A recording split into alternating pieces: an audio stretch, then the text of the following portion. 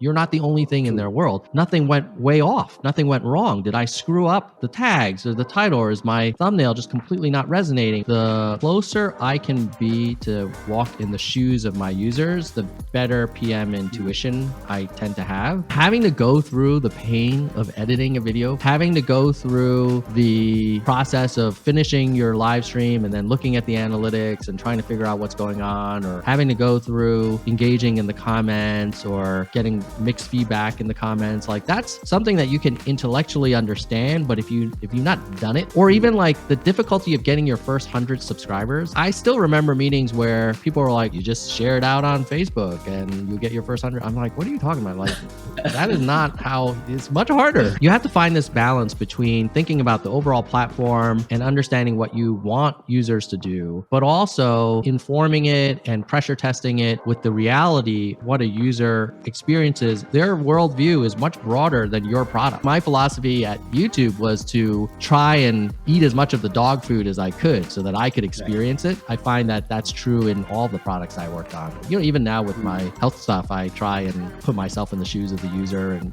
go through their journeys and try and live it as much as I can. It's certainly harder. आज की ताज़ा खबर, बेंगलुरु में रहने वाले लू और अमेरिका में रहने वाले सिड आपसे कुछ बात करना चाहते हैं। संगीतकार राजेश के साथ आपका स्वागत है लूसिड में।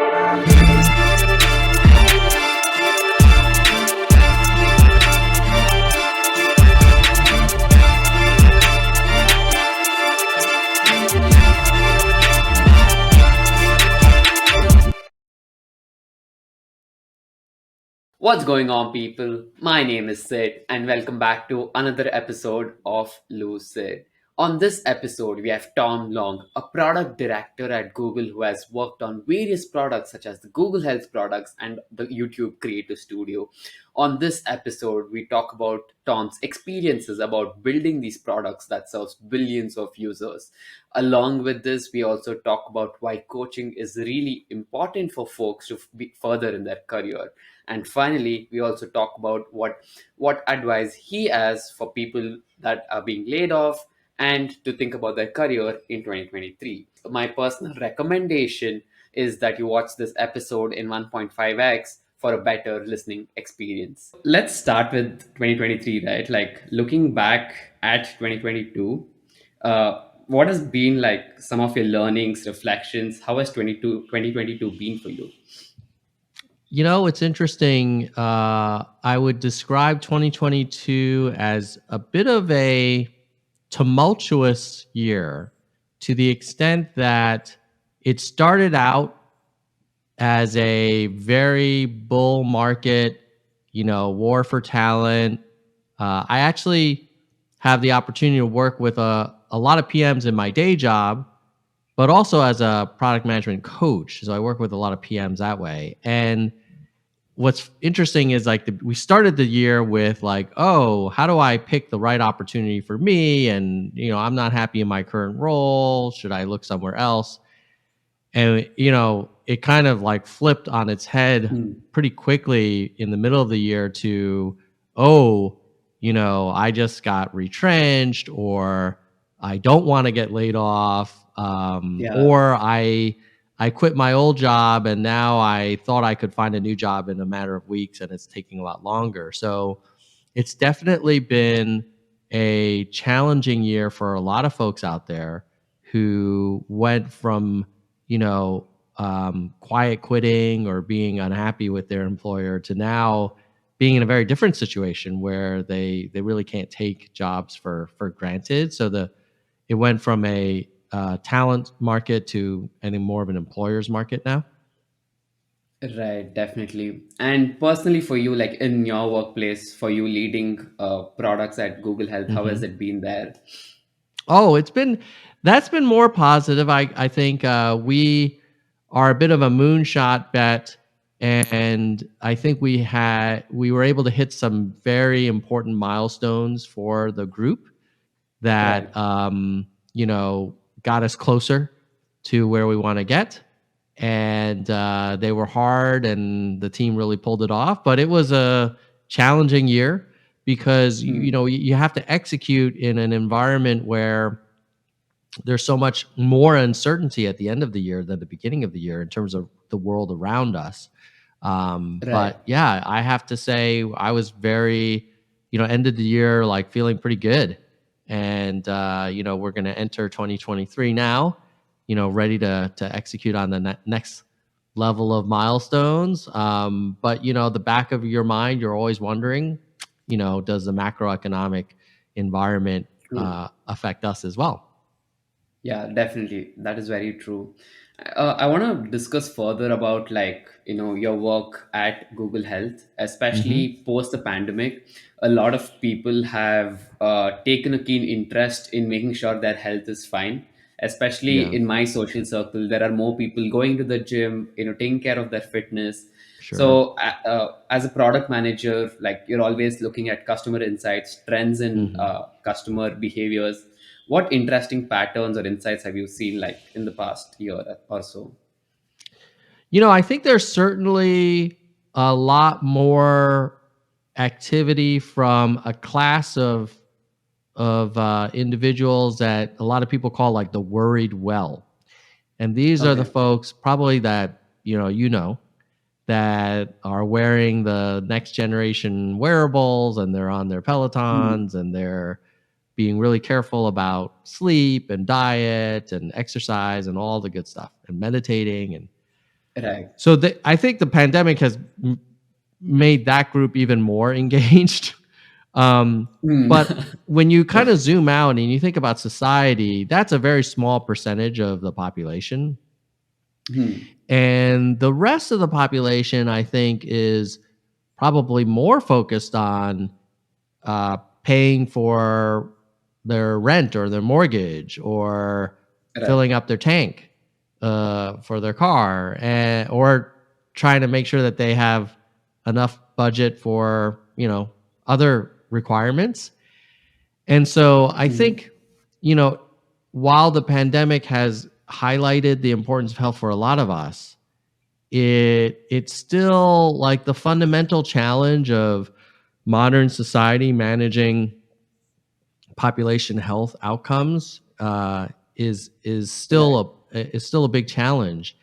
And the Hmm. pandemic, in some ways it brought health more to the forefront. But when you think about hypertension, diabetes, heart disease, these are things that have been a problem for a lot of developed economies for a while, and they didn't get any Right. better with the pandemic. But they didn't get like dramatically worse. So Hmm. a lot of things have changed for depending on your perspective, but the fundamentals are still kind of similar. Hmm, that's really interesting. And like I've always been thinking about this. People are generally cautious about like sharing their data in general, like data privacy, and Hmm. especially health related data. Do you think anything has changed there, like post the pandemic? Are people more open to sharing data, like with to tech products for like any better use case? Yeah, so I should probably have highlighted this at the top of our conversation, but I'm going to speak to you in my personal capacity and not as a Mhm. representative of Right. my employer, just as a private product management professional. So that said, if I think about how people feel about sharing data in general, especially health data, I do think there's more openness to it, and probably Mhm. because there's more of a desire to see the benefits Right. from having this data analyzed, or having insights generated that I can use as an individual about my Mhm. health. So I think people are probably more open to considering it, but understandably, they also want to make sure that their data is handled responsibly and is only used for purposes that they've agreed to, Right. and are compliant with all the privacy regulations. So that won't change. But I think people are maybe more open to seeing the benefits of what Mhm. they could get out of that data for themselves. Right. than they might have thought about 5 years ago. That is true. That is true. Yeah. Like as you said, right? Like there are more people using wearables to make sure that they get the benefits out of it. So I can see that generally in my social circle too. Yeah, And wearables are definitely something you see more and more common, especially yeah. with people with disposable income who are kind of open to kind of early adopters. Mm, Um, the thing that you don't see as much of that I'm hopeful will change over time is patients and individuals being more plugged into their clinical data, right. because yeah, you get your blood test and then your PCP says, either everything's looking okay or there are some things you want to be aware of. But interestingly enough, I don't think many people spend as much time learning about that data Hmm. as Hmm. they do about like yesterday's steps. And Right. yesterday's steps are important, but True. also like if your triglycerides are way off, like you could Mm, argue that that deserves your attention too.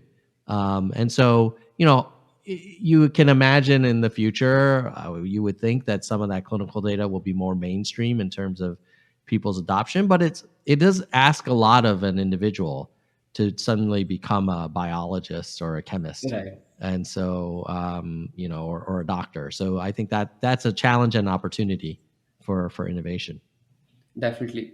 That's really interesting. So, do you think is it because like people are not more focused on clinical data? Is it because of the complexity of understanding what this data means to you as compared to, just knowing what you like how many steps you've done like in the previous days? Hmm. Or like is there any other barrier? Yeah, I think that a lot of the wearable companies have done a great job making the steps and even like the heart rate variability and sleep. They've made it more accessible, Right. and it's kind of has these nice visualizations. There's usually like a little kind of narrative that comes with it and explains why this is important. And you just don't see that as much with like, your A1C results from your blood test, or, Yeah. if you had to have a colonoscopy, like what all the results from that kind of thing. So, um, I think part of it is that that clinical data has always been produced primarily for the clinician, for the provider. Right. And then Mhm. it's like, oh, and yeah, you as a patient, you have a right to it. So here's a printout of stuff that we're not going to really optimize for your consumption. And I think that will probably change if patients respond well and ask for it, and it's useful to them. But that's a big leap of Mhm. faith. It's kind of like financial statements from public companies. Like most people don't consume them, they don't Need them. read them very thoroughly or understand them, and they life goes on for them.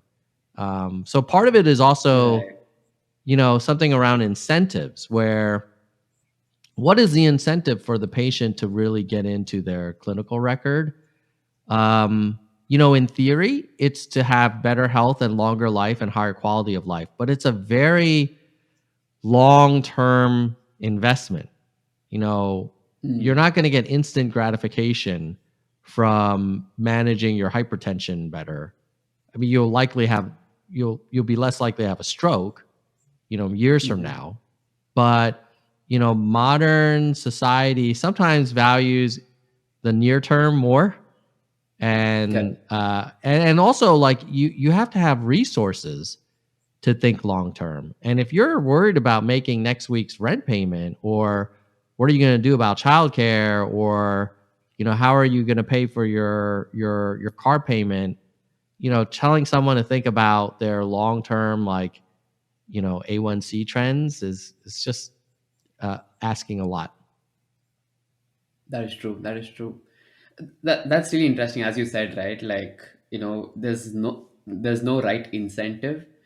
Do you think content can change that? What I mean by that is like recently, there's the Stanford professor Andrew. Huberman, who has been putting out a lot of episodes about the effects of dopamine and all the other Mm-hmm. neurochemicals that are in your body and how you can control them. And I Mm-hmm. see a lot of people understanding the science behind it and trying to sleep better, Yeah. change their caffeine intake. So do you think content can change how clinical data is perceived? I think that kind of content can change for people who have the resources to act on it and have the Right. luxury and Right. privilege of thinking Hmm. about those things. I have a bit of a public health policy passion, Okay. and I do worry a lot about the middle of the bell curve. Hmm. Like you've got this tail that is super into the latest research and it will do everything they can to extend and improve the quality of life, and they'll have the resources to do that. And then you have the middle of the bell distribution that you know, does may not have the resources, may not have the motivation or the incentives, or any number of reasons, and that's so. Yes, the content can help, but I think if you want to optimize for like humanity's outcomes, it's going to take more than figuring out like the best practice and the best Right. kind of health like recipe, and it will Hmm. need to address resources and incentives and culture. Hmm. Like it's interesting when I lived overseas in Europe for 4 years, and then came back to the States a few years ago, and we were struck the moment we landed. We forgot how we're watching like a football game in the commercials, and it's very much around more instant gratification, like more cheese, like more stuffed crust pizza with cinnamon desserts, triple Right. treat and all this kind of thing. And we all know that that is not healthy. Hmm. But we do have a culture where the incentives are for um, a lot of companies to profit from that type of lifestyle, and Right. it's delicious in the near term. I mean, who wouldn't Right. want that? It's Right. delicious, and it's considered and it's marketed as masculine and American and powerful. And yes, I want the triple treat or whatever it is. And so I do think like, yes, there's science and medicine and technology, but there's also incentives and resources and culture. Hmm. And, a lot of people for good reason greatly value their freedom, and they don't want to be Right. told like to eat a kale salad with like a very modest portion of chicken maybe. Like Right. that's not like, we know from the pandemic that many people don't want to be compelled to do anything, and Hmm. more, put in a positive way, they greatly value their agency over their decisions. um, I think the challenge is those decisions sometimes have implications for the rest of the community, and certainly Right. for the healthcare system, Right.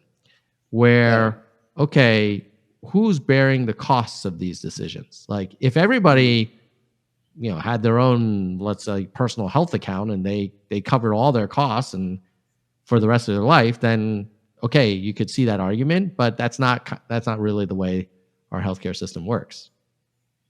That is true. Yeah.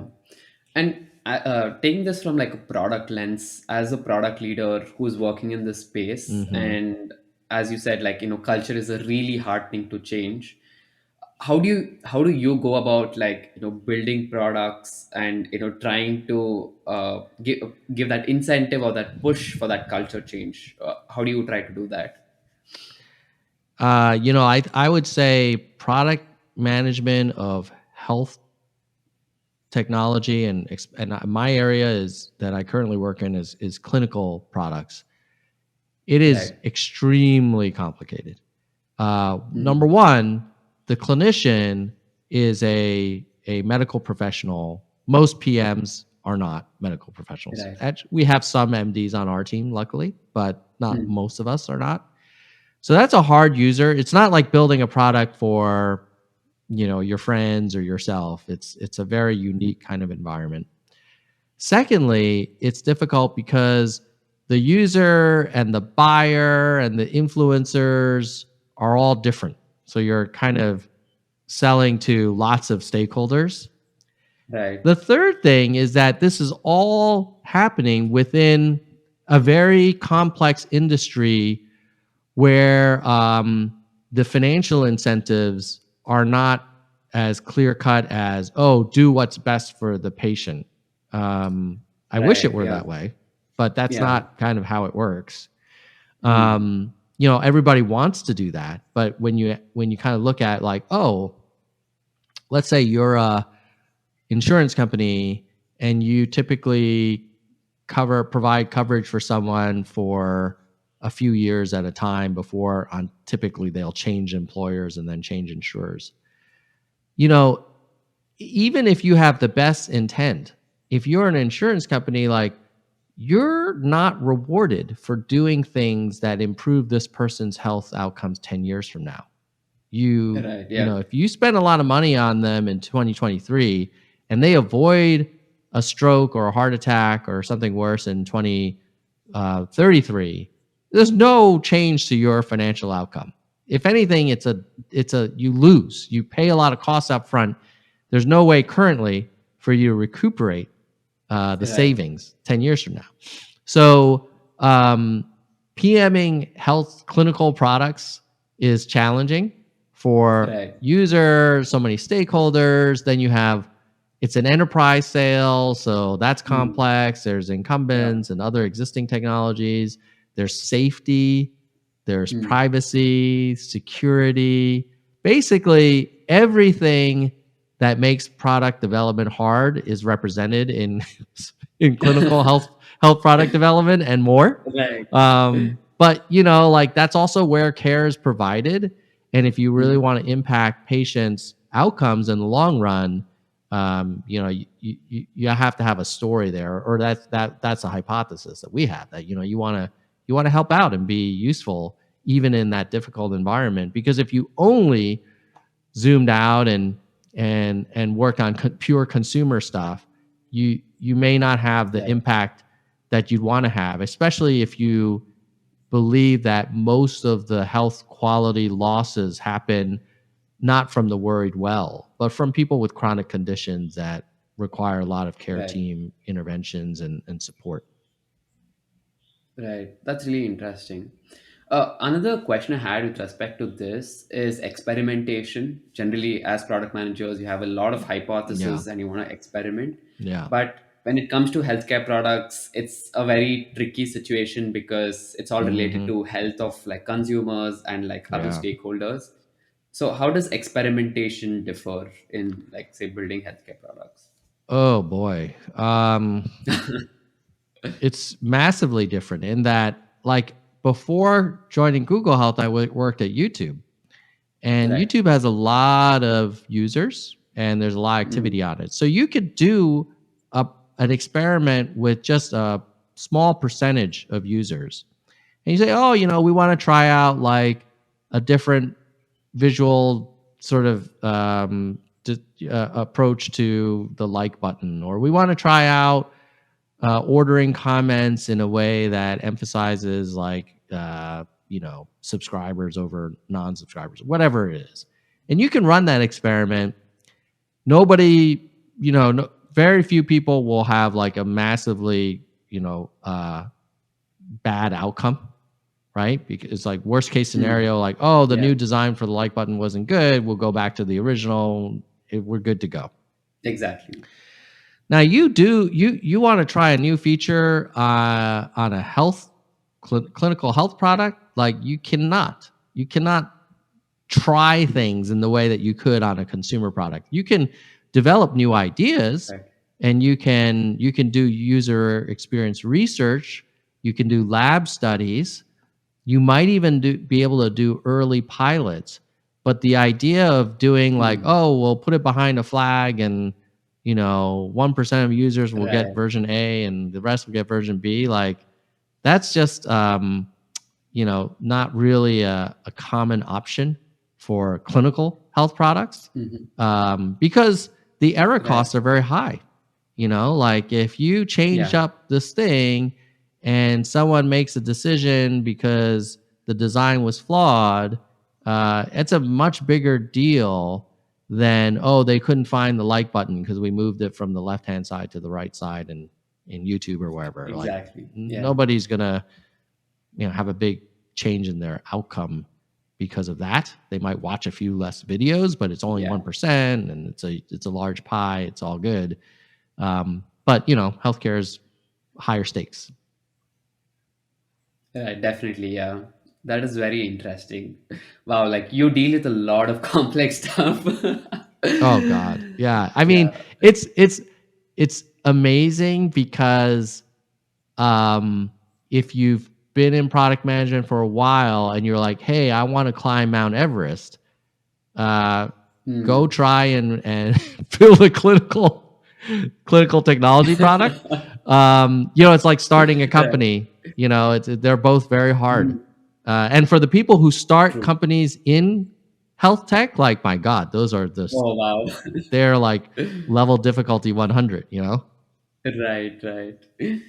I now want to talk about, like you said, you previously worked at YouTube. I'd Hmm. love to talk about that experience. But before that, you are currently a host of the Fireside PM podcast YouTube Yeah. channel. So you are a Hmm. creator on YouTube, and Correct. previously you led products at YouTube. Yeah. Do you think you figured out the YouTube game? How to, push videos you get so that you get maximum attention? Clearly not, because nobody knows about the Fireside PM podcast but you and me.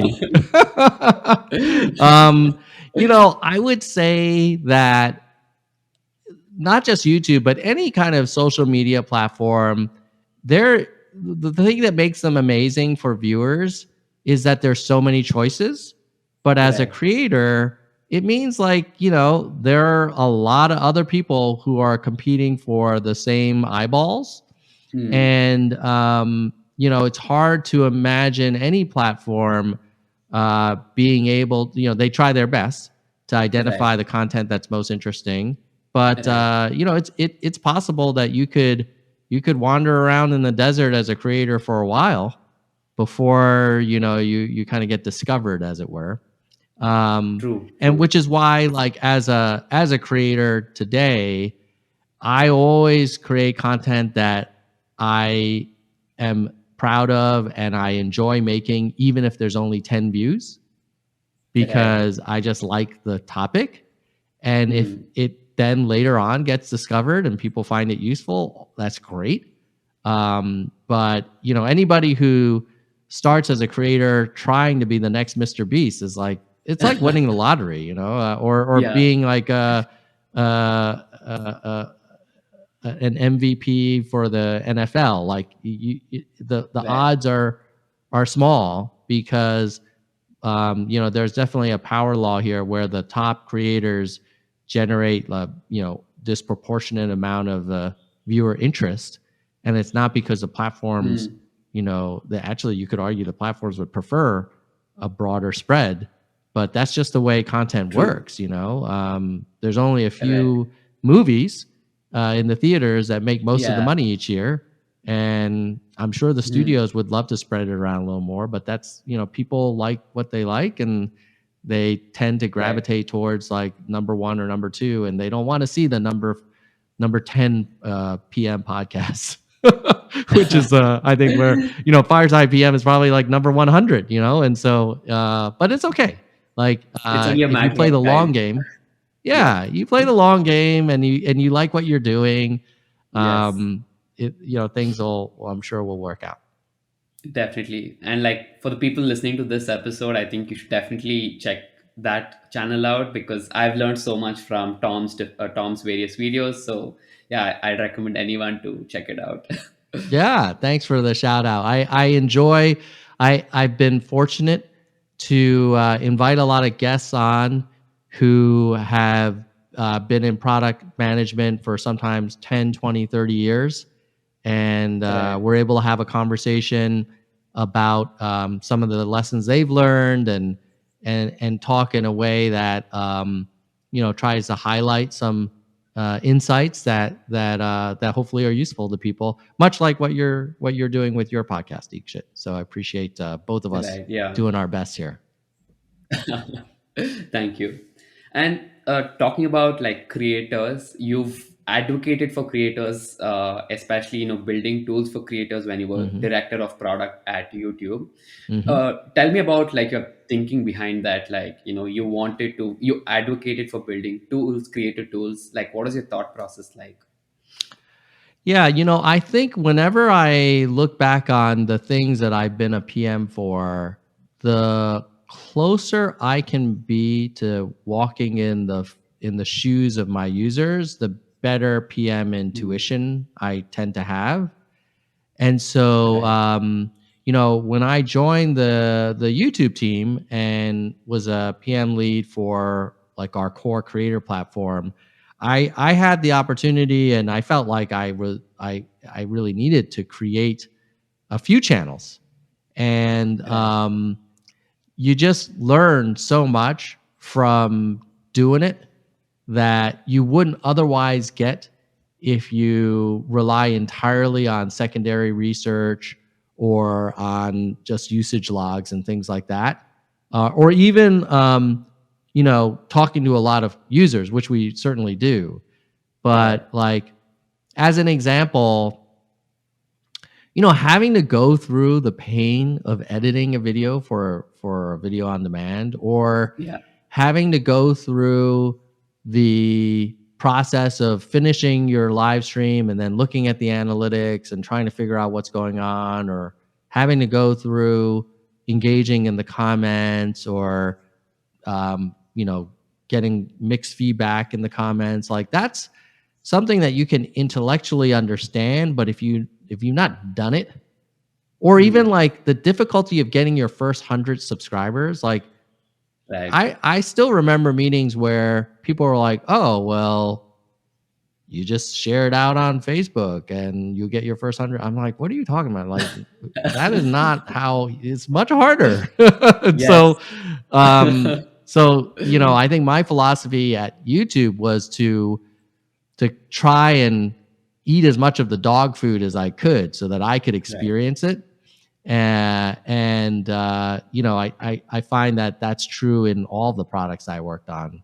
Even now with Mm, my health stuff, I try and put myself in the shoes of the user, and go through their journeys, and try and live it as much as I can. It's certainly right. harder.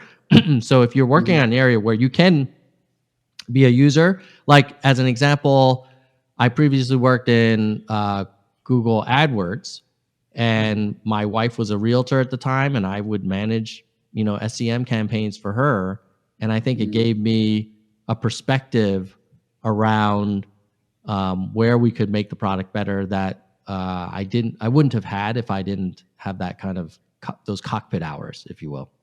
Right, right, right. That's really interesting. Talking about again the YouTube journey and like Hmm. how you dogfed yourself with respect to understanding the product. Can Hmm. you share any experience on how like being in the game and like producing content helped you build some tool or some product on YouTube? Um, yeah. So one thing that often came up from user feedback and research was the um, desire for more real-time analytics, Mm, and up to the second, ideally, on impressions or views, or whatever, likes or comments or whatever.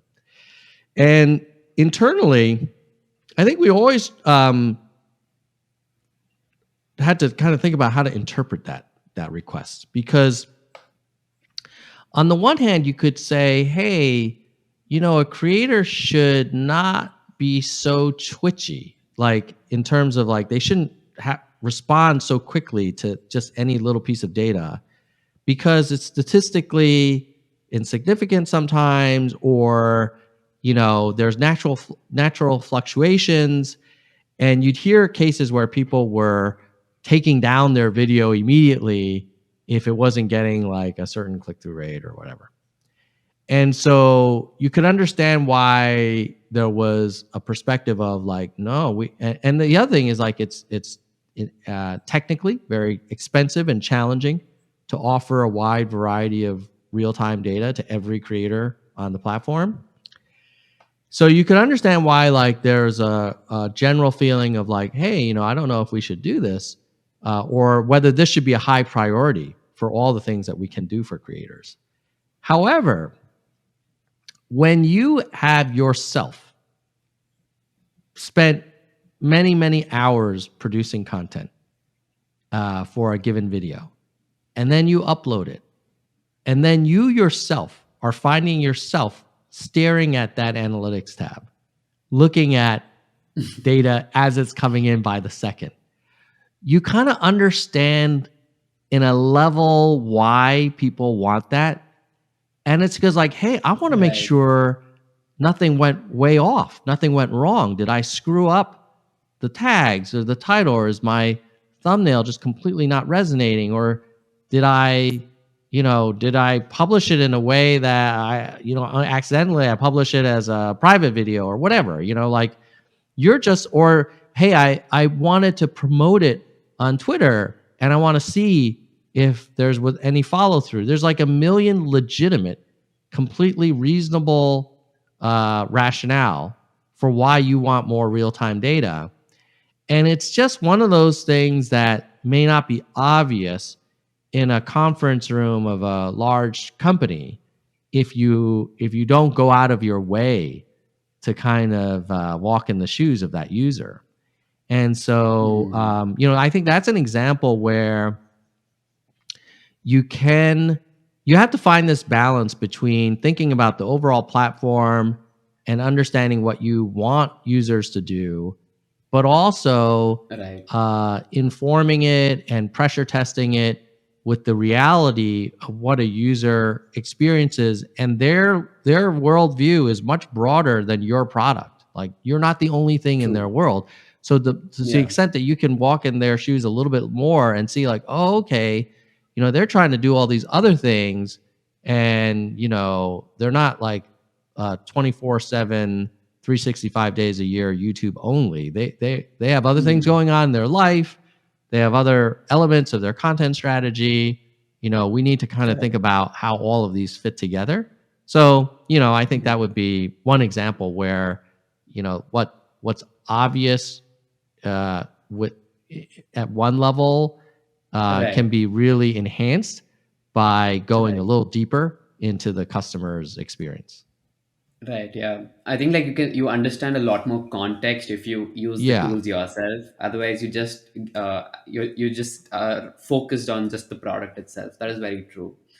And Tom, as a creator yourself, you've seen that accessibility to creating content on social has become easier, and especially with like short form content, people are okay with just making content on their phones and uploading it. What are your thoughts about like people are saying that the quality of content is getting diluted? There's too much more content like online, which is not that great quality. Like, what are your thoughts about this? It's definitely I think first I would say it reflects what audiences want. So, people have made that argument for a long time, even before short form video, where they, when YouTube first came out, they were like, oh, this is the depth of high quality content. And,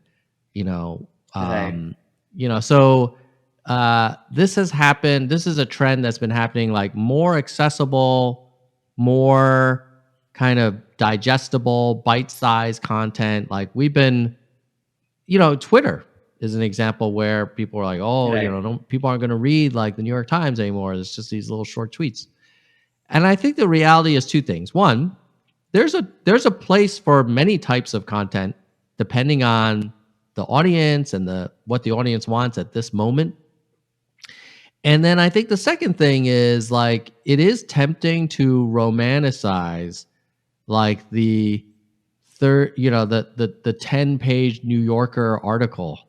But Mm, like that isn't it's not what the viewers want. right. And as much as I love watching like long documentaries, like I get it that my kids prefer these short videos for the most part. And I think that's just the reality. And as a creator, you got to figure out, well, what do you want to create? Like I give you Fireside podcast, PM podcast as an example. Like I'm not doing short form video. I get that it's a massive trend, but it's Mm, just not the type of content that I enjoy making. Now, that's a right. trade-off I'm making where I could probably get more Mm, audience by going with like correct. that kind of emerging category. But I also feel like from a creator's point of view, like you've got to know who you are. And I'm a long form conversation guy. I am not a Right. 30-second like snappy video guy. I wish I had that capability. That's just not my strength. And so, you kind of got to go with what you're really kind of resonates with who you are. And if it's not the hottest trend out there, like that's not the end of the world, because if you're bad at it, you're not going to get a ton of views anyway. So you might as Yeah, well that is focus on what you true. think you can be, better at. Yep, yeah. Another perspective I've generally thought about this is like as time progresses, like more people are coming onto the internet, especially from the developing countries. Hmm. So that means like even though there's more content, there are more people to consume that content. So there's always that balance. That's how I think about it too. Yeah, I mean, I think the audience for content keeps growing, and not only in new markets, but there's just more people every day that even in developed markets are kind of internet savvy and connected all the time. Right. And so, maybe one of the things for creators is we all dream of being the next like Joe Rogan or Mr. Beast or Yeah. whoever the hot kind of creators are. I've been out of the mainstream game for a while. Um, but one of the most amazing things, like I as a viewer, subscribe to a lot of channels that quote unquote only have a few thousand subs, but I love what they're doing. Right. And Mm, that kind of deep connection to a small, very focused audience is very rich and very kind of impactful. Financially, it's a different story for sure than like right. you'd Yeah. rather have the finances of Mr. Beast, but like not everybody can be Mr. Beast. Not everybody's going to be Tom Cruise. Like it's okay. Exactly. That is true. That is true. Yeah. And coming back to the product lens, you build Hmm. products at YouTube, which Hmm. serves like billions of users. What is Hmm. that experience of like building such kind of products? Like, does it naturally like make you become more risk averse? Like because it impacts billions of users. How did you go about it? Yeah. So my team focused on products for creators. So it Right. indirectly touched billions of users, but we didn't have Mhm. billions of creators. We had a lot of them though, and they certainly their Right. audience numbered in the billions. But your question stands that because you're operating at such a large scale, you do tend to pay very special attention to risk mitigation and Mm. well, what could go wrong? And it's different than in a startup or a smaller company because you make a mistake in a startup, most people don't even know the startup exists. It's no big deal. Mm. You kind of make a mistake at YouTube, like people will notice, and it could have Yes. implications. So Yeah. certainly when I was there, we had a lot of changes around how we decide what videos are monetizable, what ads are appropriate, what content is appropriate for what advertisers or for advertising in general. And those are hard product problems to navigate, because you're effectively, trading off various stakeholders, and it's hard to make Right. everybody happy all of the time. Impossible, really. And so you just have to be really careful about the implications of what you do. So yeah, for us, like before we launched anything, there would be a very thorough review process, and people way above your individual pay grade would have to sign off on it. And Right. part of it is, especially some early career PMs, they bristle a little bit about that. They're like, "Hey, I'm the mini CEO of my feature," and it's like, "Yeah, you are, but you're not the CEO of YouTube." And Yeah. if your feature creates a storm of implications for YouTube, like, you're not the one that's going to be accountable. Someone else above you is going to be. So they're going to want to know what the heck you're doing, and they're going to want to sign off on Right. it. And so there is a trade-off there as a PM. Like, when you work at these massive businesses, you do lose velocity, but you also gain impact. Like, on my team, Right. like, we made major changes to the entire creator experience, the upload flow, the analytics, the channel management, and billions of people consume content from our users that Yeah. benefited from those improvements.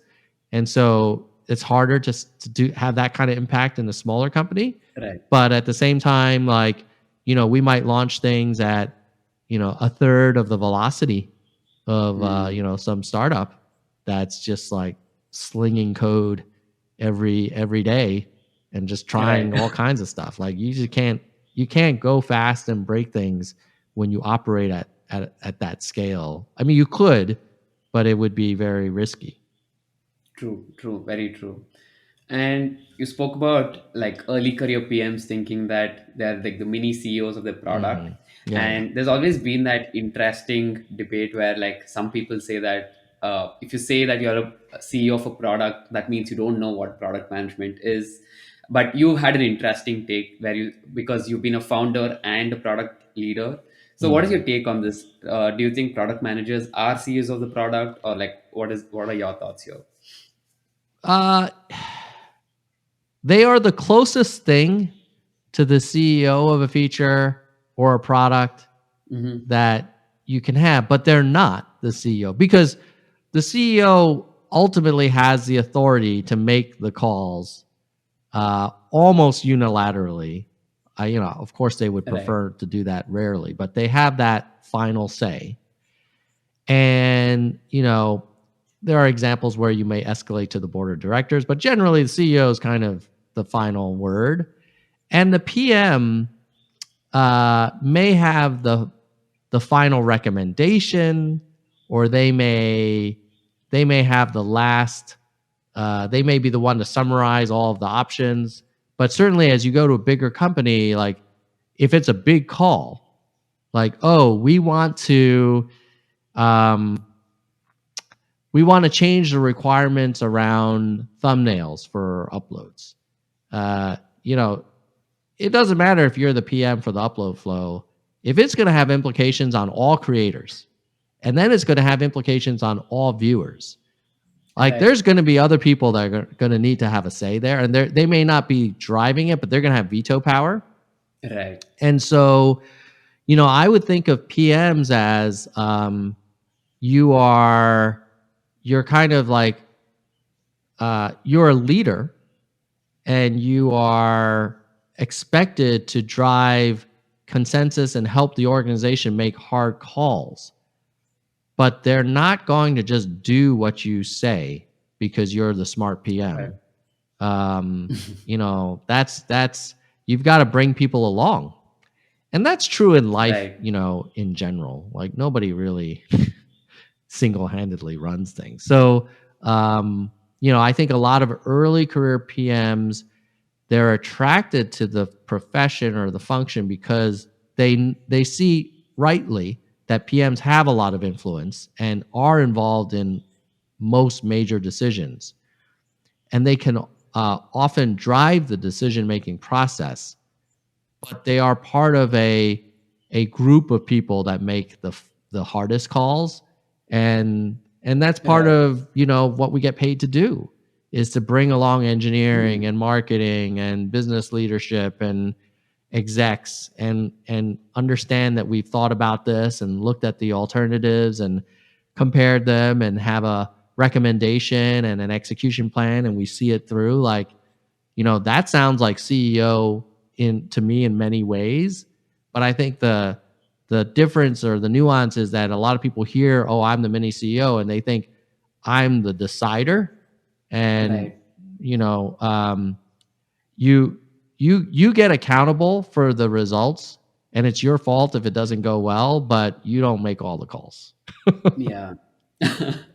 You have the responsibility, but you don't have the authority. I think that's the way to Yep. go about it. Yep. I think that's accurate. And any authority that you do have is earned, and it's through Mm. influence more than authority. Right.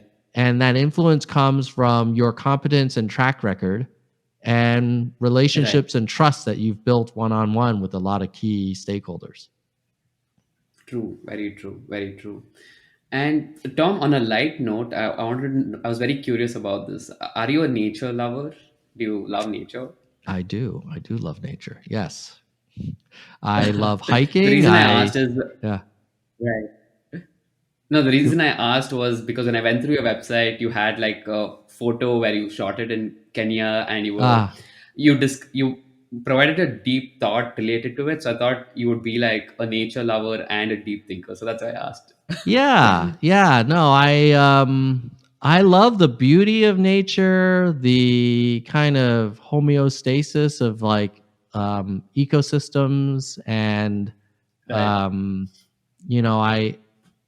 I marvel at the environment and wildlife and organisms and how symbiotic things can be, and I think it does in some ways translate to success in product management, because I think great product managers often have a much longer term view, and they're able Mm. to play the long game and see the long game.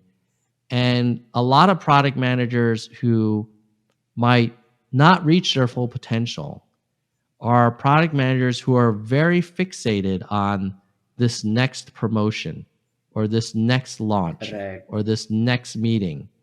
And what happens is you end up over kind of indexing on these smaller things, and it makes it harder for you to make compromises or to kind of pick your battles, and you Right. end up becoming like that PM that's like all about them and their promo this period, or their Right. perf review this quarter, and that makes it harder for you to have influence and build trust and earn it, because then everybody's like, oh well, that's Tom, he's just out for himself and he just wants to get this Right. launch under his belt kind of thing. Whereas if you can play the longer game, you can try and figure out, well, what's best for the team, what's best for the company in the long run.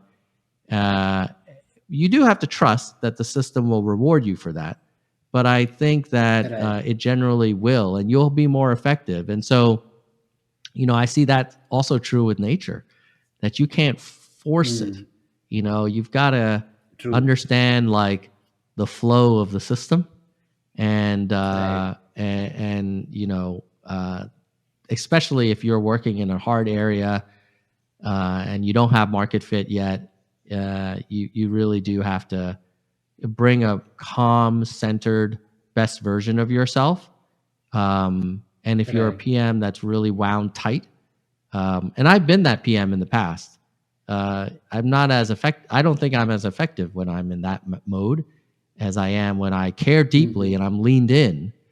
But I'm also thinking Right. about, okay, well, what's the best thing for the business multiple years out? and how do I Mm. facilitate that versus like how do I get as many points and on board for myself this month. Right. Very interesting. Yeah.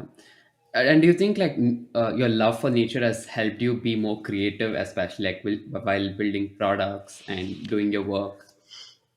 I would say yes. And I don't think it's unique to my love for nature. Like, I don't think every PM out there needs to Okay. suddenly, be a huge nature lover, although I think it'd be great. Yep. But what I would Yeah. say is that it is valuable to have a variety of interests and pursuits. So, Right. as an example, like the Fireside PM podcast is not part of my day job, it's my thing. Um, this like saltwater aquarium behind me requires a massive amount of due diligence. But because of that, when I come to work on Monday morning, I'm completely recharged, refreshed, and I've been in a different mode where 7 days a week all I think about are my work projects. And what I found is that my quality of thinking, my judgment, my patience, my ability to manage my emotions is actually deteriorated if I don't have a sufficient diversification of life interests. And Mm. it's a little bit counterintuitive because you might think like, oh well, the people that are 24/7 on their job, they're just going to be like go go go. And I think Yeah. maybe very earlier in your career, if you're like an analyst at an investment bank or something like that, might work.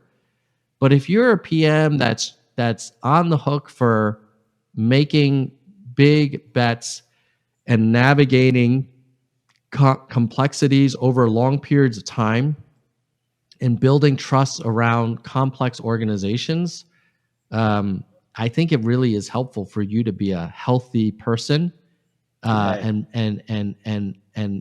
think about the whole health and stimulate your mind in ways that give you more energy during the week. Right. Right. That is And very for me, true. that's like taking a hike and observing some wildlife or caring for some very kind of delicate coral in my aquarium, or whatever it is, or volunteering at a community college or helping out with my kids' high school. Like all of those things I enjoy doing, but I also think it makes me a better professional when I come to work because I'm like energized. It's sort of like having a varied diet. Like you don't want to just eat the same food every meal all day long. Like you want to have a variety, and it'll make you a more resilient and kind of creative person, in my opinion.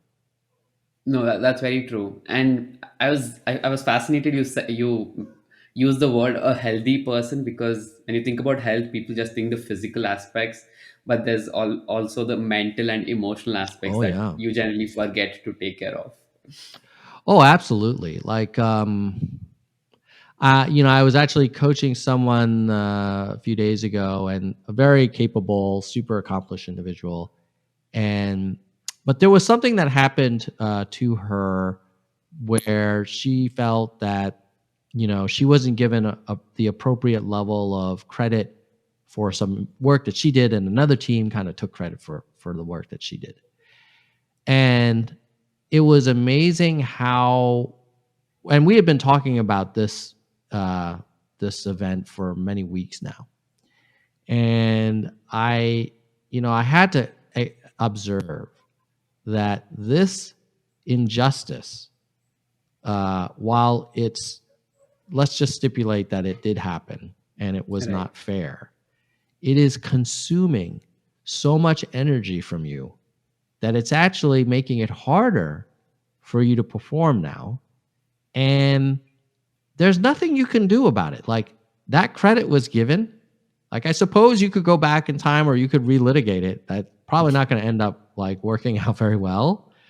But it is one of those things where a sense of calm, of reflection, of being present, and it sounds like new age and kumbaya, but I really do feel like when you go to meetings and you're in these like high stakes debates about product strategy, I just invite everybody to observe everyone's energy.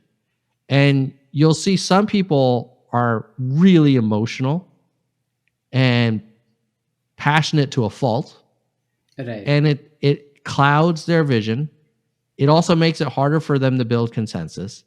And then there are some people who are definitely checked in and they care and they're trying to think about things holistically and be data driven and inclusive, and they're able to do that because they're bringing a certain energy and presence to the meeting that that they actually worked hard to get, and we shouldn't take that for granted.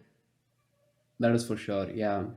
And speaking about coaching, like you coach a lot of people at Google and Hmm. externally. What I'm really curious about is like, why do you think people require coaching? Because for me, like a couple of years ago, I always thought like, hey, like when you're out of college, you've learned everything. Like it felt like taking coaching as a sign of weakness as compared to Mm, like, oh, this is something that's going to help me. I'd love to know like, yeah. why is coaching so important? Yeah. I benefit from coaching myself as well as providing coaching services. And my belief is that absent having a coach, um, your your access to a safe space and sounding board uh, is very limited. Like in theory, your manager can play this role, and they often do to some extent. But many times we're trying to figure out, well, how do I manage up better? Or my manager's not happy with certain things. And I want to be able to talk about this in a completely safe and unencumbered way. You have to be really careful with your conversations Mm, with your manager, right? yes. Or most managers, like, the great managers will give you a lot of latitude, and they'll try and kind of think about the long game and understand that, people are human and they have different perspectives. But, that's hard. And then some people say, like, well, but you have your spouse or your significant other or your best friend. They may not be in this role. They may not really understand kind of the circumstances and complexity of what you're kind of managing through, or they may have biases about you or whatever. So I think a great coach is, and then some people will look at mentors, and mentors are fantastic because they can share a lot of experiences, but they're not necessarily focused on helping you process information yourself. They're more around like, this is what I did, this is what I've learned. Now here it is, like, go use it. And I think Right. what a great coach does is kind of like helps you go on this process of co-discovery, to kind Mm, of reflect a little bit. And right. they really they're kind of probing, they're nudging, they're giving you some space. They are they're kind of helping you with some introspection and reflection, and that's just it's just hard to get that unless you have a dedicated time and space in person. People say Right. similarly about trainers, like personal trainers for fitness. Oh, why do I need Mm, a trainer? I can go on YouTube and find out what are the best exercises right. for someone exactly with my goals. And there's a certain sense of trust and routine, but also personalization that you can get with a Right. coach. So I'm a big fan of working with coaches. I mean, uh, you have to put time in to figure out like who's the right kind of coach for you, and Right. sometimes you have to kind of shop around a little bit and meet a lot of people. And but I definitely think that it can be really valuable because absent that, you kind of feel like many people feel like they're on their own and they don't need to Mm, be. right. So the reality is that it does require time from the coach and sustained kind of effort. And so it's hard to get that service for free because people's Yeah, time is exactly. valuable. Yeah, So then you're like, oh wow, I gotta invest money in a coach. And a lot of people like, may not have that discretionary budget available. right. But I think if done well, it can pay for itself 10, sometimes 100 times over. Right, definitely, yeah. I'm trying to wrap my head around like understanding why coaching is required. So this was really insightful. Thank you for that. Yeah. And You're not, yeah, I think we you're, are oh, I'll just share one last thing and then we can wrap up. You're not, sure. you should not expect to work with a coach and have the coach say something and for you to be like, oh my God, that concept have never entered my mind. But it's more like if you have a good session with the coach, there's these moments where you're reflecting on like, why did I feel that way when this Right. meeting happened? And oh, Hmm. well, maybe it's because I have some concerns about this or that.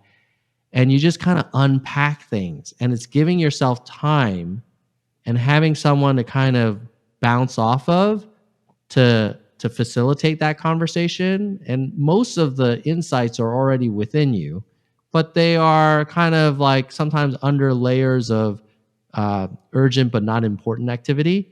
And a coach should try and help you get to the important stuff. Right. Yeah, that's amazing. Yeah.